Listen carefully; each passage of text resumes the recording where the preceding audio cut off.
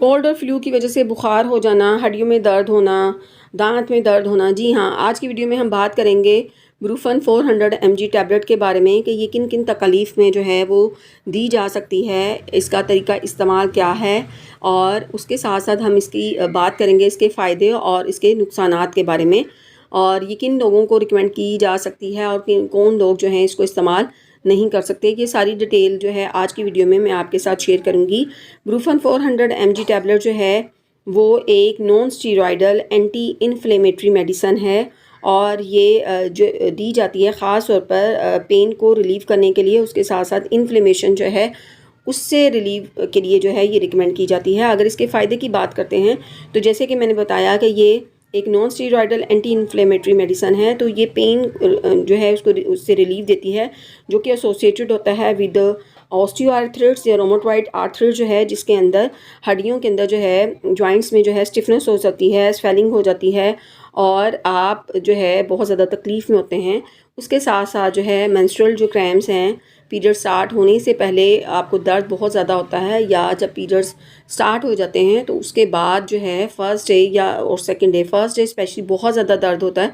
तो उसमें भी इसको जो है डॉक्टर जो है रिकमेंड जो है वो करते हैं। उसके साथ साथ जो है हेडेक है, उसके साथ साथ माइग्रेन का पेन जो है, जो बहुत जो है सीवियर दर्द होता है, उसमें भी डॉक्टर जो है इसको रिकमेंड करते हैं। जैसे कि मैंने आपको बताया कि ये जो है रिलीव करती है, पेन से रिलीफ देती है आपको ऑस्टियोआर्थराइटिस के अंदर, रोमेटॉइड आर्थराइटिस के अंदर। इसके साथ साथ डेंटिस्ट जो है इसको रिकमेंड करते हैं अगर आपके दांत में बहुत ज़्यादा दर्द है या आपके जो है सोजिश बहुत ज़्यादा हो गई है, तो उसके अंदर भी डॉक्टर जो है इसको रिकमेंड करते हैं।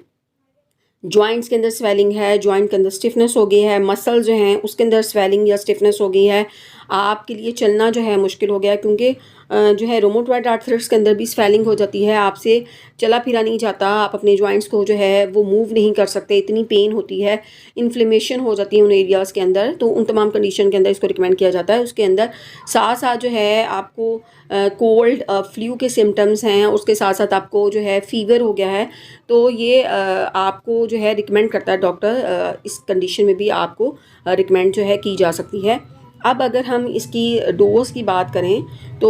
जिस तरीके से मैंने आपको बताया कि इसके अंदर ब्रूफन के अंदर जो एक्टिव इंग्रेडिएंट होता है डैट इज़ आइबुप्रोफेन, और ये यूज़ किया जाता है टू रिलीव पेन और उसके साथ साथ इन्फ्लेमेशन को रिड्यूस करता है। तो इसको सुबह, दोपहर और शाम आपने लेना है।